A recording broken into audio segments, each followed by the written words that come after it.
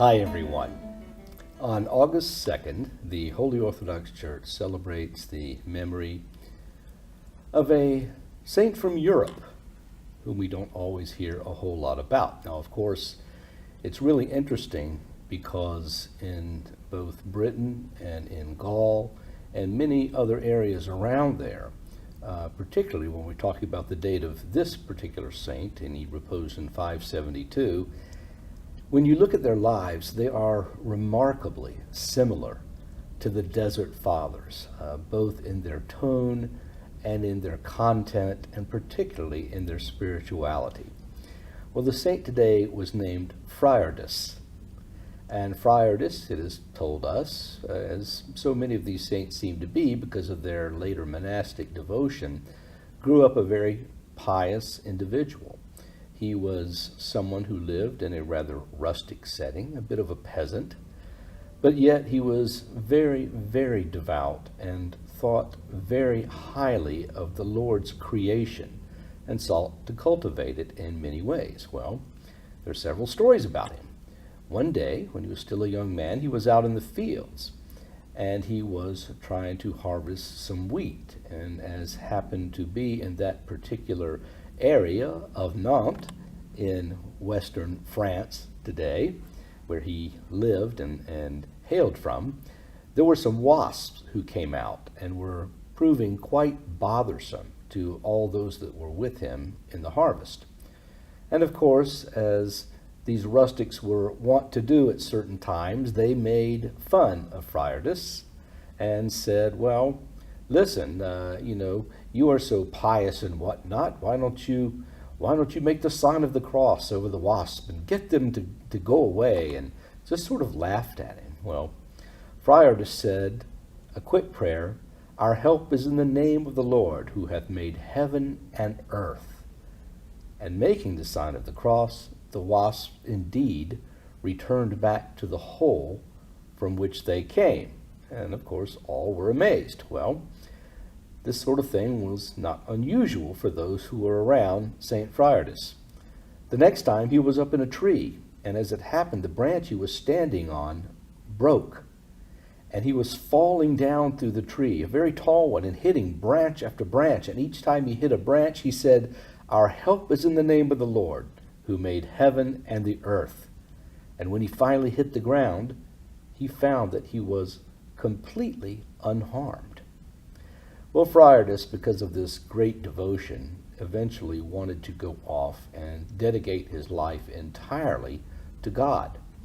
And so there was a particular abbot that he went with, and the abbot's deacon, Secundolus, who went, and Friardus tagged along with them to go out to an island in that same area and try and live the monastic life. Well, the priest, for whatever reason, the abbot there, decided to turn around and took his hand off of the plow that the Lord had given him and went back to where he came from and died soon after. But Deacon Secundolus stayed there, and both he and Friardus began trying to work out their salvation, and Friardus was quite content. Well, at one point, the deacon actually had a vision, and the vision said that he was Christ. And he told the deacon that he had really attained great holiness now, and it was time for him to leave and go out among the needy populace and try and heal people and help them.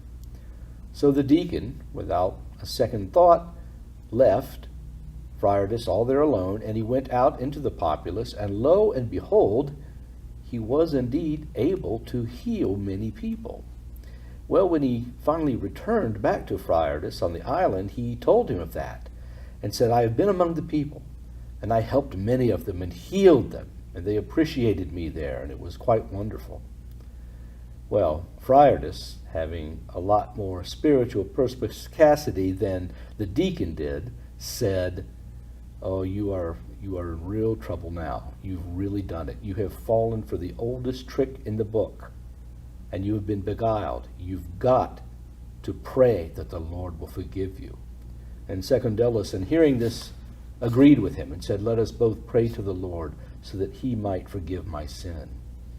And after that happened, well, again, the demon, in the visage of Christ himself, appeared to the deacon and said, "Why are you back here? I've told you that you are perfectly prepared. You should go out among the people." And Secundellus said, "No, I know your wiles now, and I'm not going to obey you, and you should disappear." And he struggled with what turned out to be the demon quite a long time and made the sign of the cross over him, and finally he disappeared. Well, Friardus was someone who was a very great Christian ascetic in his own right. He spent the remainder of his life on that island, and finally the time came when he himself predicted his own death. Now, he predicted it in 1 week, which would have been on a Sunday, and he implored the deacon to go and send word to Bishop Felix, who was actually under the authority of St. Gregory of Tours, who wrote this life. And he told Bishop Felix that, well, you've got to come, Friardus is going to repose soon, and he needs you. And Bishop Felix said, well, tell him to hold on a while, because I've got some work that I have to do here that requires my attention, but I will be there as soon as I can. Well, the deacon went back and told Friardus this, and Friardus, in his great humility, said, well, I shall wait for my friend to come then. And the fever that he had that was going to take his life dissipated, and he waited 1 more week until Bishop Felix could arrive. And he finally did. And he said, well, my friend, you have kept me waiting, but it is good that you're here now. And so let us keep vigil this evening, which was a Saturday. The next morning, after the services were over, Friardus did indeed give up his soul to Almighty God.